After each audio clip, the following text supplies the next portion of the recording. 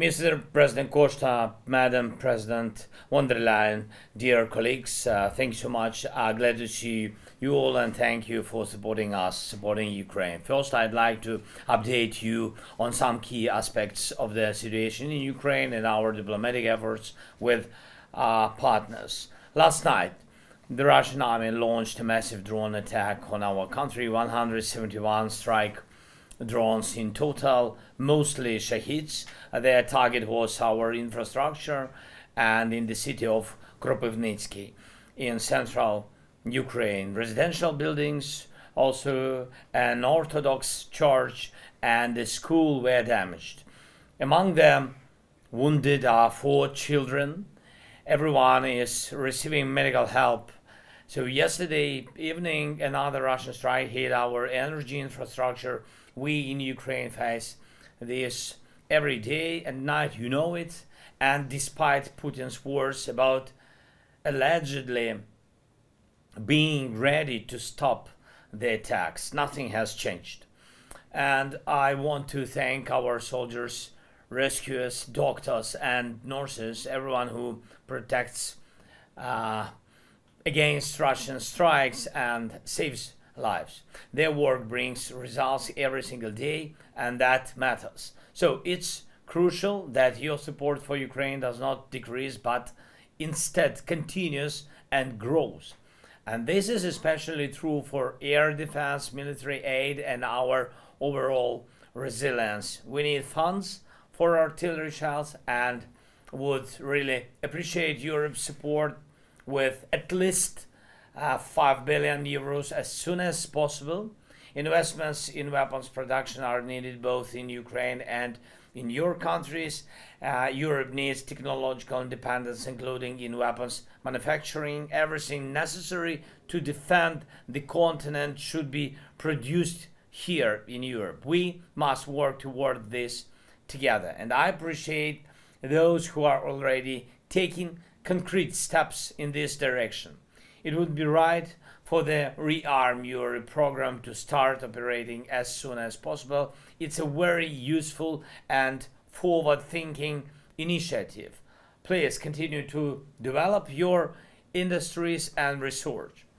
Ukraine has effective and modern tech, you know it, especially in drones and electronic warfare, which can benefit all of Europe and our global partners. And right now, this weaponry is about our defense, but its further development, constant upgrades, and increased efficiency, along with your investments in our production and co-production, are key to Europe's new security foundation. Also, please do not ease pressure on Russia over the war. Sanctions are very, very necessary. Sanctions must remain in place until Russia starts withdrawing from our land and fully compensates for the damage caused by its aggression. I urge you to keep fighting against sanctions, evasion schemes, and Russia's attempts to finance its war effort. Ongoing diplomatic efforts do not mean Russia should face less pressure. That's crucial to reducing the chances of Russian hawks. And we all know how easily Moscow disregards its promises. One moment they give their word, and a few hours later it means absolutely nothing. That's why we must keep pushing Russia toward peace together with you, of course, with United States and with our partners. We can do this. Yesterday, I had a productive conversation with President Trump. From the very, very beginning, Ukraine has been advocating for what we are discussing now, an end to attack on energy and infrastructure and ceasefire at sea, and we continue to support these efforts. Our teams will also work towards achieving an unconditional full ceasefire on land. Please support this. Putin must stop making unnecessary demands that only prolong the war and must start fulfilling what he promises the world. By now, there could have been over a week without killings, without strikes, without fire, if Putin were not the only one keeping this war going. The proposals made in Jeddah on March 11 are still on the table. We need to keep pressuring Russia to make them a reality. And one more thing, it's unfortunate to say this, but some pressure is also needed within Europe itself to ensure that anything promised actually happens. And I'm talking about Ukraine's EU accession talks and resolving some fundamental issues for European unity. It's simply anti-European when one person blocks decisions that are important for the entire continent or that have already been agreed upon. Ukraine fulfilled their requirements, but right now there are serious difficulties in opening Ukraine's first and others negotiation clusters for EU accession. European efforts that should be bringing more security and peace are also constantly being obstructed, and I believe this is wrong. Europe must have a way to prevent individual actors from blocking what's necessary for all.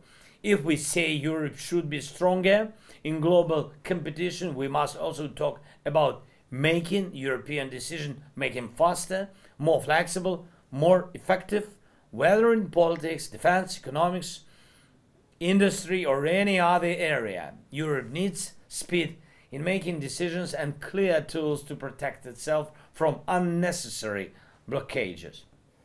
Ukraine is a part of Europe, and Europe is one of the players in global peace efforts. We did our best for Europe to be equal with others in these efforts and peace negotiations, and we achieved it all together.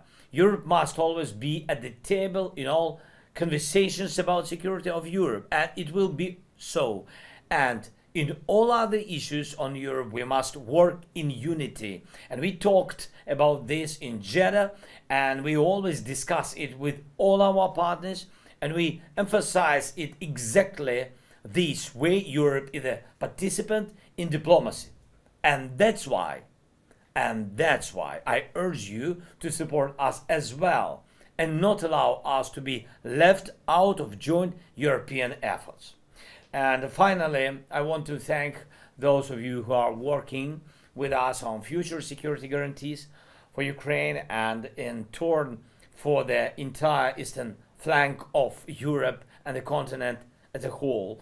And for those who have not yet joined this effort, I invite you to do so, and all of us must be as efficient as possible in this work on security guarantees and as quick as possible. Fast pace in achieving these results means bringing peace and endurance of peace. Thanks. Slava Ukraini.